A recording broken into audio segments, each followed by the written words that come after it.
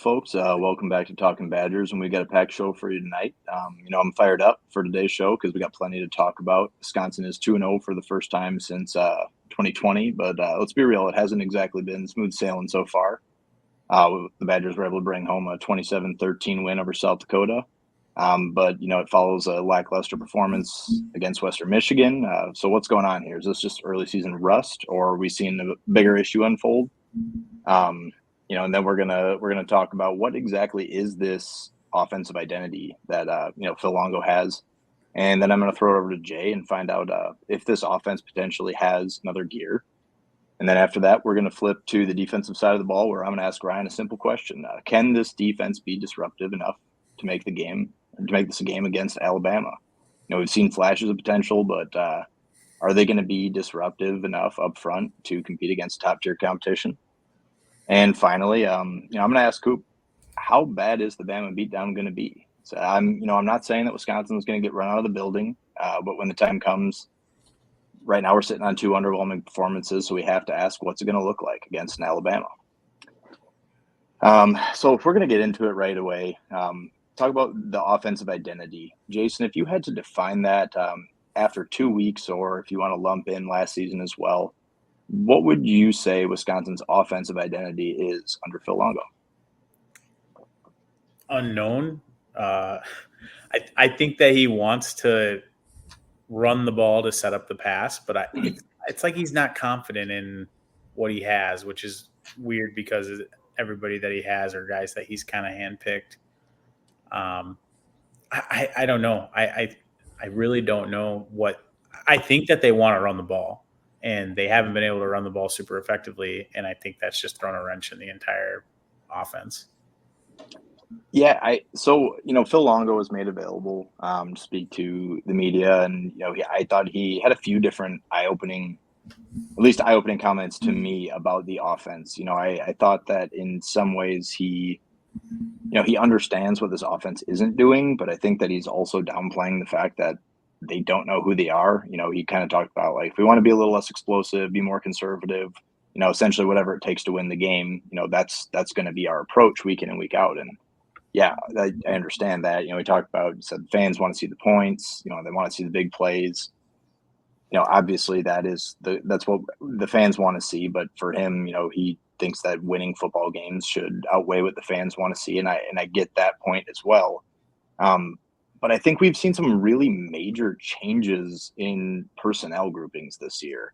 And so maybe this is my take on it. Is I agree with you. I don't think this team has an offensive identity in the slightest, but we saw last year in year one with a lot of handpicked guys with Phil Longo, what maybe they wanted to be. And I guess my question to you guys is, is it possible that Luke Fickell has his hand on, what they want to be this year a little more than he did last year? Because I think we've seen a lot more 2 tight end sets. We've seen some different things they're doing in the backfield. It looks like they really want to be something different this season than they were a year ago. Yeah, I mean, I agree with that. I think Fickell probably, like all of us, got a little fed up last year. Obviously, he can't say that. He's the head coach. But I feel like he had no choice but to have a little more imprint and input on the offense, personnel, what we're doing. But, I mean, also that goes with getting in more of not just Longo's guys, but like Luke Fickell's guys too. Like, we brought these guys here for a reason, to play certain packages. They have certain skill sets that we need to capitalize on. So, yeah, I think Fickell probably has his hand in it more than he did last year. But I don't know. No one really knows, and we won't.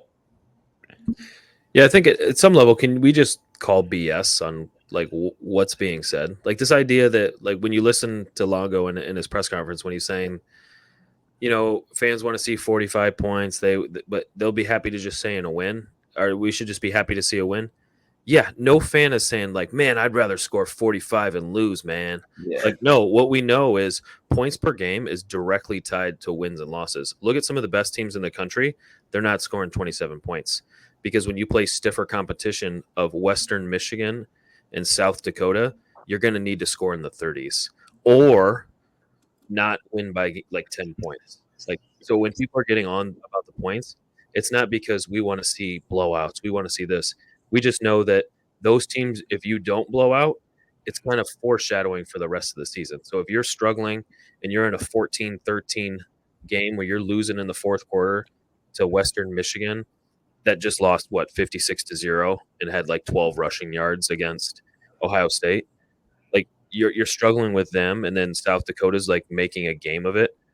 People are going to be more worried about it, whether it's a win or a loss, because we know the writings on the wall that if you can't make it work against them, how are you going to do it against guys that aren't going to be like future grocery baggers? Like people that actually play on Sundays are going to be a lot better than the competition you have. Right. I think that right there is the big thing. Sometimes early in the season teams aren't going to show everything, but you don't have that luxury when you're in a ball game in the fourth quarter, both of those weeks. Like you don't have the luxury of hiding things, saving it for another week. I think this offense, in many ways, and I could be dead wrong, but I think in many ways they are what they are. Like earlier today, kind of highlighted a few of the things that they're doing well, but I don't think there's enough of them. They're 12th in the country in time of possession. That's impressive. It really is. They're 4th in the Big Ten currently in third down conversions. Albeit against lesser opponents, but they've done it.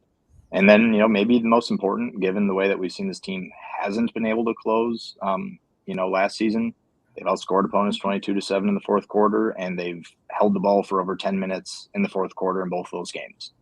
So, I think that's great, but, the other numbers don't exactly paint the prettiest picture. They're 75th in total offense, 51st in total rushing offense, number 89 in passing offense, 87th in scoring offense. Like that isn't going to cut it. Like I can appreciate, and I think we all can, because we watched it for 30 years, but like a methodical approach is one thing, being a power running team is one thing, but I don't think we're doing it exceptionally well. The long sustainable drive, like that's great, and the next step is needing to close on more of those. But I don't know. I think this team has a bit of an identity crisis. Longo kind of mentioned how he doesn't think they have any glaring weaknesses, but I also, which I can maybe agree with. I would like to also flip the script and say that I don't think that they have any obvious strengths either. So to be stuck in the middle, knowing against some of the opponents that are on the horizon, I think is concerning for me, at least.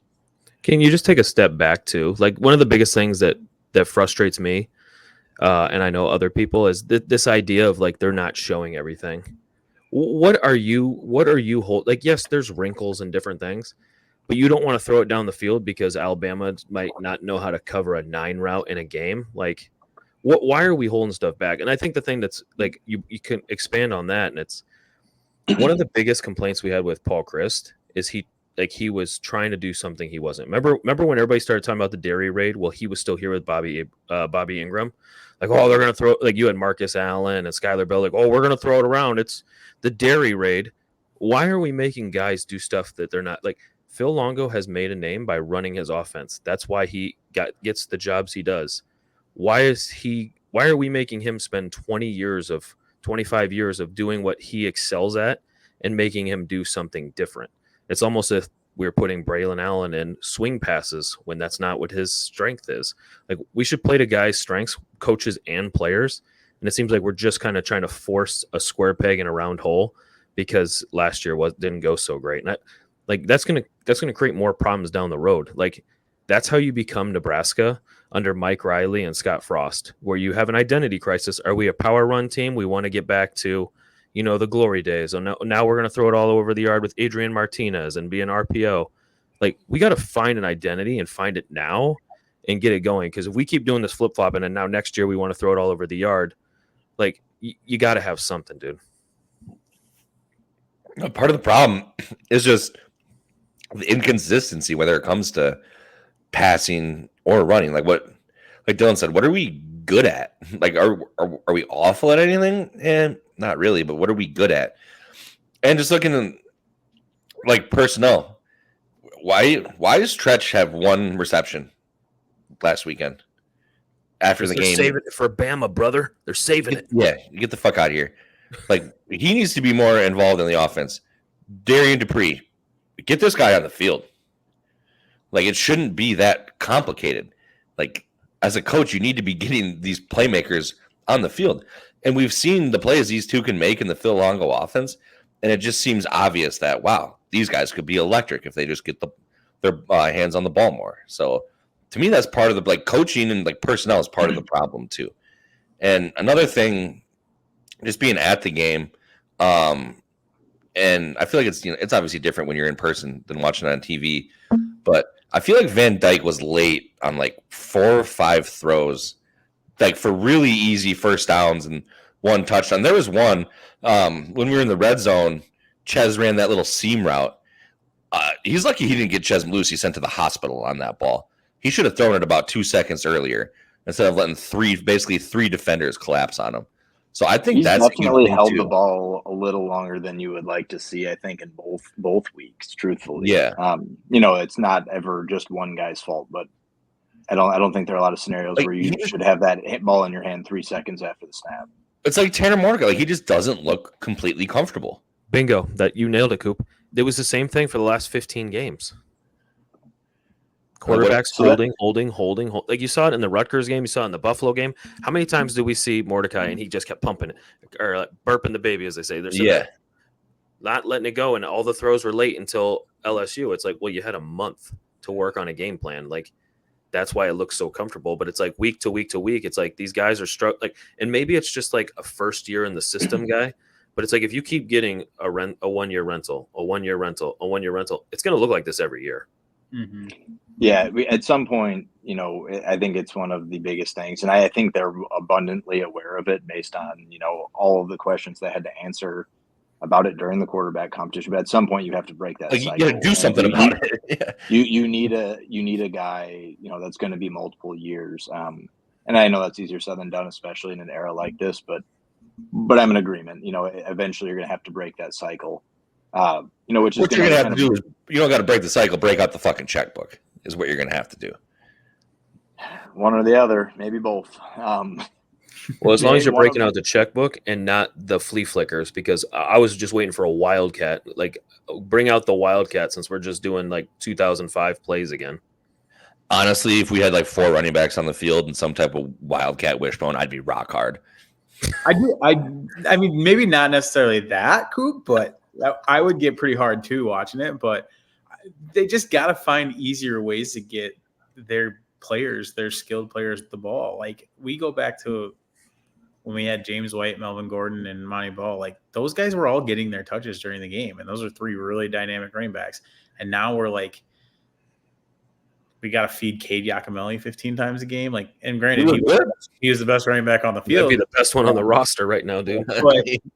But we, like you said, we got to find ways to get Touch the ball. We got to find ways to get Will Pauling the ball more. We got to find ways to get Bryson Green the ball more. We got to get CJ Williams the ball more. We got to get both these freshman running backs the ball a little bit more. Like, we got to figure out ways to get these skilled playmakers the ball. Or just get an open guy. It's weird. It's really weird watching a running back by committee. Like, we've seen it before, like in the way that you just mentioned, where we had 3-star running backs and all 3 of them played a meaningful role. And like, we've had other like Dari year, but like this is different, and we have to find ways to utilize these guys in a way that accentuates their strengths. Like, there are only so many potential difference makers, in my opinion, on this roster. And it feels like, a few of them are definitely being underutilized right now. I feel like the difference is this year with all the running backs, you don't know who the guy is. In years past, when, you had James White, Melvin Gordon, and Monty Ball, like all those teams, you knew, push comes to shove, you know who the guy is. Like, we don't have that, and we don't know who the guy is. And even last year, if Ches Malusi didn't get hurt, like, we really didn't know who the guy was going to be. And that's kind of a problem. Which I guess brings me to, the next segment that I want to throw over to Jay here. A little bit of buy or sell. Jay, does this offense have another gear? Do you believe that they're holding anything back? Is this as good as it's going to get? Is there another gear? And if so, what needs to change to unlock it?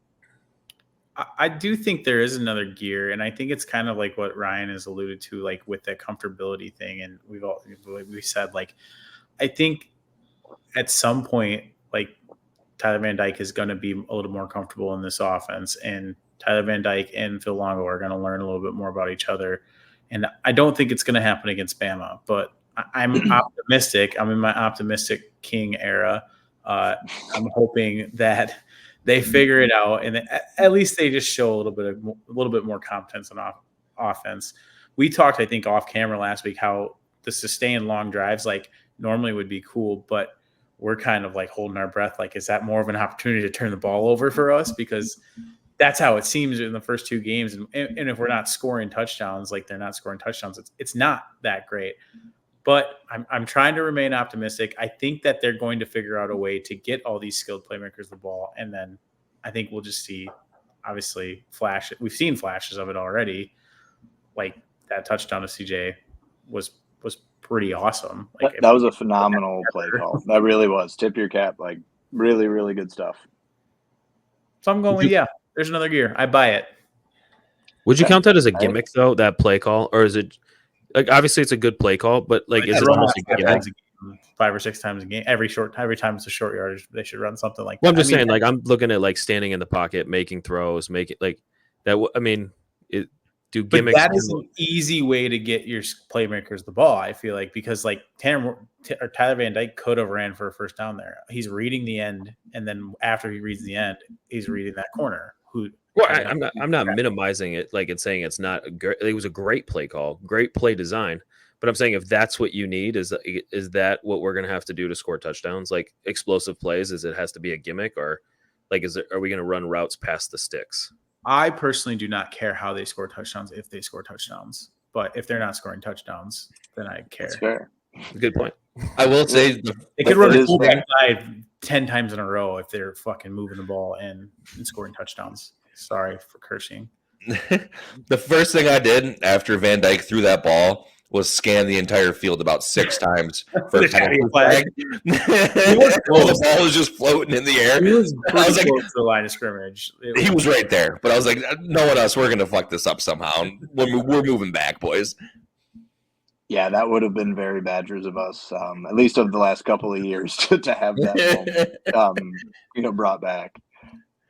No, I'm with you, Ryan, with what you're saying. Like, is this what it's going to take to manufacture some of the big plays? Like, maybe not necessarily always to this degree, but I don't know. I don't think that I have seen enough to suggest that they can generate them many other ways. I think it's going to take some creative play calling, because I don't know right now that they're going to win enough one-on-one matchups. You got to find a way to do more with Will Pauling, period. In the passing game, you just do. He's too talented, explosive of a player. But I'm doubtful that they're going to be able to do it, often enough. Well, I think that's part of where you get into the buy or sell. It's like at some level, like I personally, I'm going to have to sell it as another gear. Do I think it's going to be more refined, better aesthetically to watch? Of course, like that comes with refinement, that comes with reps, that comes with relationship building and scheme and adjustments. Like all of it's going to look a little bit better. But do they have another gear? No. I'm the guy that's been calling for 40 burgers for 14 straight games, and we didn't get one. And I know we could say, new year, new scheme. Like when you look around the Big Ten and you kind of just get, what is it? Lawn dad envy when you see someone else's grass is so much like better than yours. And it's like, why is Minnesota winning 48-0? Why is Iowa with Cade McNamara, who's looking like the second coming of Deacon Hill? He's out here going 40-0 wins. And it's just like, we can't get 40 on South Dakota, Western Michigan, Buffalo, Georgia Southern, Indiana. Whoa. You lose at Indy. I'm just saying, like, I'm looking at some of these, like, if we have the skill and the talent that we're supposed to have, like, remember, we had a 4th round running back, supplemental, conditional round pick, but still, Braylon Allen was a 4th round running back, like, and we still struggled to score 40 points. It's like, there was years, and I know it's different, but there's years where JT could score 40 by himself on one of those teams. So it's like, when I look at another gear, like, I just want to be in this gear and do it the best we can, because hoping for another gear is just going to leave me sad. for the record, Jonathan Taylor could have probably, paved his way to 40 points with me at fullback. So he was pretty special. Well, I think that's part of where I got to do a deep dive, like, because I was thinking about it. If Phil Longo's, and I don't want to be super negative because I like Phil Longo, and I just think it takes time. Like anything worth anything in life takes a little time to develop. But sometimes I look back at it and it's like, and maybe it's just my guilty conscience, but it's like I made fun of Brian Ferentz for so long and his 25 points per game clause. Do you guys know what we're averaging points per game over the last 15 games of this regime? Like 23, maybe 24 even. So if his name was Brian Ferentz and he was wearing black and gold, like he would be on his way out the door in 10 games. So it's just like, we got to call a spade a spade. Like if we're going to say like, or I guess not if I'm going to sit here and make fun of Brian Ferentz that these guys have to like score amount of points or you're getting fired, I can't then look at my favorite team. And I love Fickell and I really enjoy what he's done for our program, but I also can't look at it and sit here with rose-colored glasses like anymore and just like be wishing and praying for 40 burgers when I look at it and it's like we struggle to score on bad teams. So when we get to another gear, like I'd like to see what would be more points. Does Jonathan Taylor in his prime years score more points per game than our current offense as a whole? I'll say this, and then we can wrap this segment up. Maybe an overreaction, but I know at the end of the show last week, I said the coordinators could be on the hot seat, and Ryan asked if I meant after the game or after the season, and I said the season. I would like to officially change that to after last game, and both of them are officially on the hot seat. Thank you for the clarification. I gotta say, I'm not shocked that you two are calling for somebody's job. No. Do not.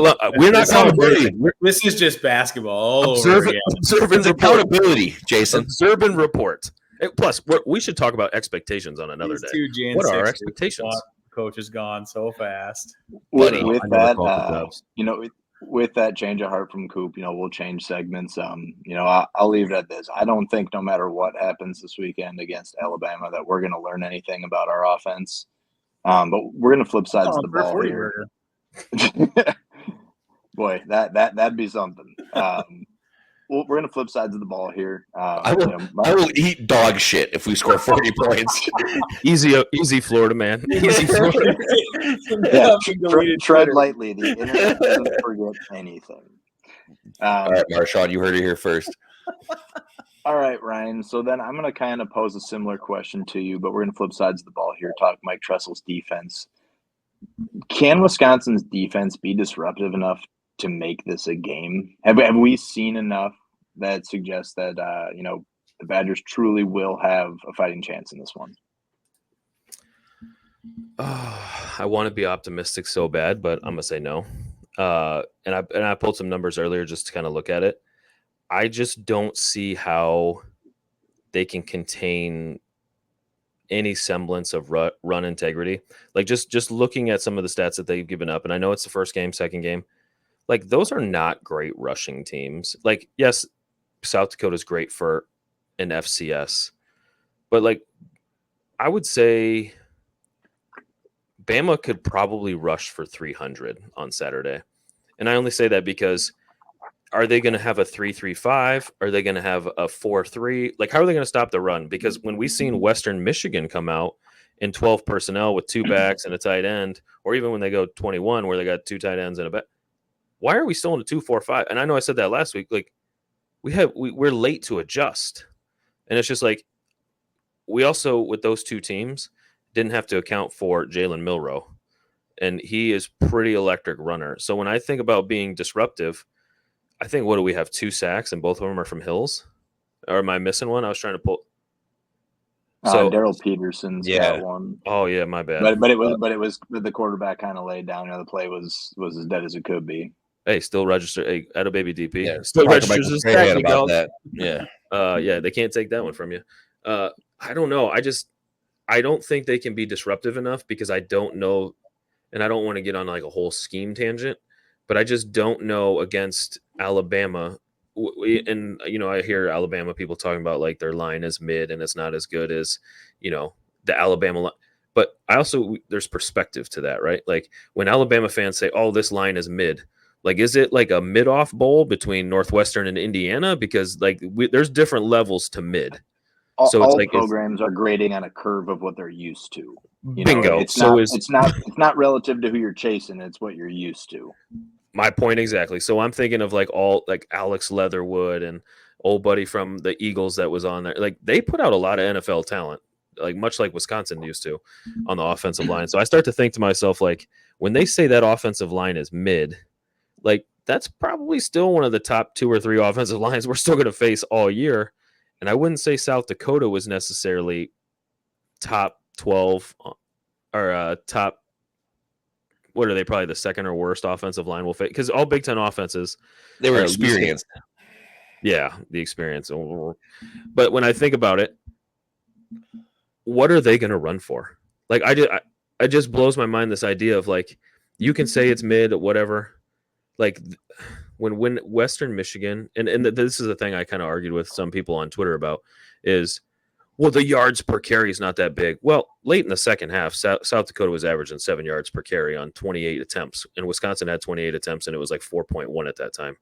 So at the end of the day, like they were gashing us. And the thing about Western Michigan is when we needed to get a stop, we couldn't. It would be like 3rd and 2, and they'd get the first down. And I know they had 4 chances from the goal line, but it's like you either have a defense or you don't. And that's the part. It's like Alabama's going to come out there, and if they spread you out, like you better have who's going to be the spy. And then if you take him away, you got so many rush lanes, and we're already struggling against middling teams. I just don't know who's going to be the disruptors unless someone just comes out of nowhere and ascends. Like I feel like you've got to get Christian Allegro on the field in that. He's got to play every snap on defense, and he's QB spy the whole time. Right, Jalen Milroe is a game breaker. Like you have to have somebody who can come close to matching that athleticism, which is not an easy ask. They just need to play a man across the board and bring 6 or 7 every single time with Allegro or somebody spying Jalen Milroe every single time. Like, don't even worry. If you get beat over the top, you get beat over the top. But like, you have to stop the run and not let Milroe get outside of the pocket. Secondary is the strength of this team, and I'm in agreement. You just might have to ask a lot more of them than you would like to in any given week because, I guess this will be my final question on the matter. What does the defense need to improve, to be seen as a difference maker? Like what facet are everything? I feel like it's got to be the defensive D-line. Like they've got to give you something. Like Elijah Hill's been a good story. He's been a surprise, but he's undersized. He's not someone who's always giving you plus run defensive snaps. Like you only have so many options, and they're gonna have to grow up in a hurry. They've tinkered with some of the rotations. Like we saw Cade McDonald really take a back seat this past week. Elijah Hill's got a lot of those snaps, deservedly so.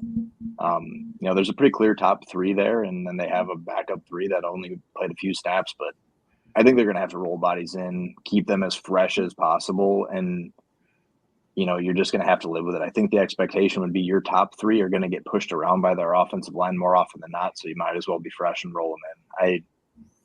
I don't know. I'm concerned. I'm concerned they're going to run the football on us. Just like you said, I'm thinking 250 plus if they want to. If that's what they want to do, I think they can. Is Brandon Lane still on this roster? Played a few snaps last week. He's got to be on the side of a milk carton. Like, can we get this guy some snaps at some level? Because like you said, 250 free Brandon Lane. Like we're going to have to start a free Brandon Lane. Like this would be this. About lesser known guys. Free DJ Gillen. There you go. You got to recirculate that. And this would be the last point I make because I've been talking way too much. But for all the people, there you go. For all the people that say like, "Oh, Alabama struggled with Western Kentucky," or they're ripe for us to get them. Like they're struggling on the offensive line, or they're ripe for the. Just you could say they started slow or whatever. They've outscored their first 2 opponents 105-16. Yeah, They scored 4 touchdowns in the fourth quarter last week. And they were 16 yards, 43 yards, 56 yards, and 29 yards. And I believe 3 of them were rushes. Also, they turned the ball over 3 times and had 13 penalties for 120 yards. You got to think that might get cleaned up this week. Yeah. Hope it doesn't. Yeah, I was just saying. Nick Saban's not walking through that door. All right, I'm just fellas, we can't bank on them having a game like that bad. You just No, can't. they had it last week. That was their game to have that. Yeah. Oh, yeah. They were sloppy. Also, one more thing on like D-line edge guys. Is John Pius alive? He's hanging out with Brandon Lane, apparently. Like, like that was another guy. I was like, is he fishing out on Mendota? We haven't just seen him. MIA, dude? yeah, Haven't I seen think, anything from him this year. Yeah, the coaching staff, we're gonna see for sure, but I think they felt very strongly that they had rebuilt the outside linebacker room in a pretty major way, and even I think it's still markedly improved in terms of athleticism, but so far we have not seen the production to corroborate that. No, it's like, hey, maybe there was a reason you played at William and Mary. Whoa. We're going to take a quick pause there. Want to shout out Caden's Wish. We had the pleasure of attending the Caden's Wish tailgate this past weekend. I want to shout out Jeff Krause and everyone involved with that. Make-A-Wish Wisconsin, that was an incredible time. Thank you guys for that. And if you want to be a part of making a difference, you can head on over to cadenswish.org. Check them out. Let's see if our little community can help make some kids' dreams come true. So, Coop, Mr. Positivity is what people probably are calling you in the comments. Pushing P, baby. We pushing P. Well, I'm going to ask a little different role to you this time. How bad? Just be real with me, because I have no doubt that you will do that. How bad is this Bama beatdown going to be? I think the spread I saw was Bama by 16 before we hopped on the show. 16 and a half is kind of, I think, what's floating around. I think I would hammer Bama if it was 30. I think this is going to be bad, boys. Like, I see a lot of people on Badger Twitter trying to be optimistic. We can do it. All we got to do is believe. That's fandom, because now NIU, one of them NIU gave Badger fans just unrealistic expectations. Like, I don't know. I think we're about to get fucking throttled, and then everything in the fan base is going to change. I feel like this could be a make or break week for a lot of people in the fan base. Yeah, I don't think this team's good. I think Alabama is far superior. I guess I wouldn't be surprised if they run for 300, 350 yards. Yeah, if somebody runs for 350 on us, that's maybe that's a little exaggeration, but I think we get smoked. And sure, I hope I'm wrong, but like I said, if Bama was favored by 30, I'd be like, yeah, I'll take Bama, whatever. So you're not thinking that Wisconsin's going to get their first win over an AP top 5 opponent at Camp Randall since 2010? Then no, it kind of seems like it's a no for you, Doug. No, that's a hard no, brother. But what if we house the opening kickoff? I'm still not back. No, David Guillory isn't the captain at that freaking that game. I don't know what we're doing. Yeah, like I said, I think we get throttled. Jay, throw me some positivity. Where's your head at? I mean, that's what I guess I don't get, because I totally am with you. Like I fully expect the Badgers to lose. Like if I had to put a score prediction on it, it'd be like 45-6. But like with that being said, I don't get how the fan base would flip that. If we're all expecting them to lose, like Coop, you're expecting them to lose by 30 at least, then why would you flip? But there's a lot of people out there who aren't. I feel like the why behind that is it's the context of what you see. Like we're in pursuit of, air quotes, championships. Like we're in pursuit of being, relevant in the Big Ten and continuing our bowl game streak. But I think, at least for me, it's the context of how the beatdown happens. Like how far is the gap? Because to me, that's always it. Like it's not going to be. I'm not going to be brokenhearted if we lose. I fully expect that. But it's the what it looks like that was going to matter to me, because is it a true litmus test? Not really, because I don't think we're a tier below that. I think we're several tiers below. So I don't expect it to look good. But if it's like that Ohio State game, a couple of years ago with Paul and Jim, where they just got eviscerated by Stroud and them, like to me that one hurt because we didn't belong on that football field. And I just don't want to see that. So if that was to happen, I think that's why. I think that's maybe if that happens, that's why fans will be say the ship is sinking. Fair or not? Their best chance is classic Badger North football when you're playing someone who's superior than you. You just got to run the game clock down to 1 second every time and hope you can string together like 10 first downs every drive and just bleed the clock and keep it close that way. I don't. Is there like a hurricane incoming anytime on Saturday? Like, yeah. I'll say if you're going to drive it down and bleed the clock, there used to be a guy here that used to do that quite a bit. But they replaced him because that wasn't good enough, and I agree it wasn't good enough. We should be trying to compete for more, and we get always back to that expectations talk. But I think when Fickell came in, like he can say it as much as he wants that he wants to compete for championships, and we get it. Anybody that's rational knows that we're not going to compete for championships for a few years, and that's understandable. But if you come out in year 2, like they always say, like you hear the coaches say, between game 1 and game 2 is your biggest leap. Year 1 to year 2 is your biggest leap. If you come out on week 3 against, remember, a lot of people say this is like the Alabama Bermuda Triangle, like Saban left, games at home, and it's early in the season in a new system. Like if they come out in week 3 on the road in Big 11 kickoff and they just absolutely beat your dicks into the dirt, like that is, I get what Coop is saying. Like it's going to change the fan base, or maybe Jay just said that it's going to change the fan base on what they think, because you hired Fickell to be in these games. Like we used to beat the bums and we'd lose to all the teams that we were supposed to lose to, and that wasn't good enough. But now we're struggling to beat the bums, and if we're still not beating the teams that we're not good enough for, like when will it happen? Because we keep talking about the schedule. Well, the schedule's not getting easier. It's actually going to be harder next year. So it's like, are we going to wait? I think this is just Big Ten football now, and Yeah. I think that we all just have to, like grade everything on the curve that Wisconsin fans are accustomed to. I feel like is changing in a way that maybe none of us can fully appreciate yet until we live a season or two of it. This is Big Ten football now. This ain't the Big Ten West, dude. This ain't your dad's Big Ten.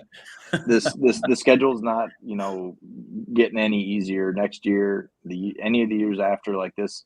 You're gonna have 3 marquee opponents on your schedule, no matter what, And unfortunately for us, we play 5 currently ranked opponents this season, and let's be honest, we might not win any of them. I do expect to be in a lot of those games, and I think at some point, maybe we, I would love to see this program win a game they're not favored in, but the curve that we've always graded on, I think, is gonna look a little different. And maybe this is going to be our first look at how far we still have to go.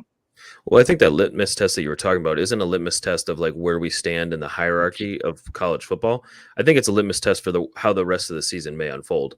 Because if you get the brakes beat off you, then like your optimism and your feeling, like you can go 0-5 in those games that you said. But like you said earlier, it's how do you go 0-5 in those? Like Jay had 45-6. Like my official prediction was 45-13. Because I feel like we will get a touchdown. It's probably not going to be until late. But we could get some sustained drives in there. Like when it's, 42-0, like we might make a run. But I think we're just going to get eviscerated. And I think I'm trying to like we always talked about when we did our betting stuff, like I'm starting to fade myself, where it's like I'm fading my fade. Where it's like I usually called 40 burgers. Now, if I call for a blowout, I'm happy to eat just shovel all the crow in, and say that I was wrong. But yeah, to me, this is gonna be a bloodbath, bro. Like, there's no other way around it. I think, like in classic Wisconsin fashion, I could see us coming out first drive, just marching it down the field, punching it in for 7, and everyone being like, "Hey, we're here, baby. We're back. This is gonna be a game." And then we don't score for 3 more quarters. I borderline expect that. I think that, when it's scripted, we'll get the best version of the offense. And I don't think that Wisconsin has much of a prayer of winning this game, but I find a way to keep it close for longer. Like, I think they'll surprise me even. Like, I want them to – I would love to see a game going into the fourth quarter where it's a 1-score affair, like where truly, if they make the right plays, they have a chance, and realistically they might lose by multiple scores. Like that's what I hope for this team. I would love to see them enter the fourth quarter just being within distance, but I'm not sure how realistic that is. Well, I think maybe your biggest impediment to that is like when we talk about keeping up with Bama, they're going to score. I think the thing that we've seen struggle and like play out throughout the season that we struggle with is we're lacking in explosive plays or chunk plays, and we're also struggling in the red zone. So if we're not going to hit chunk plays, we're not going to get to the red zone, and then when we get to the red zone, we're going to struggle to get in. So it's like we're kind of 0 for 2. Like we need to be okay in one of those areas. Either be good in the red zone when we finally get there, or hit explosive plays and be terrible in the red zone. But you can't be 0 for 2 on those. Yeah. So let's get into our picks then, because Coop's got some geography for us that we're going to bring things home with. So we are going to be going with the lines, from DraftKings Sportsbook as of, about an hour ago. Ryan relayed these to me. It's going to be Badgers as 15.5-point underdogs with the over-under set at 50.5. Jason, want to throw it to you first. Where's your head at this week? Bama covering in the over. Same. Ryan? Nothing else. Same. I got 45-13, so that's going to put me over easily, over by 8 points, and Bama to cover. Cool. Yep, Bama covering on the over. You gonna do it, Dylan? You gonna shock the world here, brother? No, I'm not. No. If I said it, I wouldn't believe it. So no, I'll be taking Bama, and I think they'll cover. My hope, like I said, is 3 quarters of football that felt competitive, followed by one like South Florida experienced last week. Coop,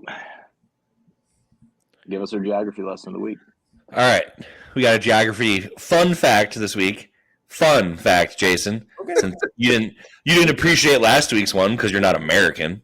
Okay. Not shocked. Where were you January 6th, dude? But you can't spin that on me. I can do whatever I want. I think he was out of town on business. Yeah, sure was.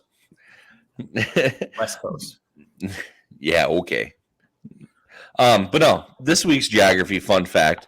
We're down in South America, fellas, in honor of the Sao Paulo game on Friday. Sorry your beloved Packers lost. Dylan and Jason, it was brutal, but hey, at least Jordan Love's not out for the season. Thank God. But fun fact, did you know that the east coast of Brazil is closer to Africa than it is to the western side of Brazil?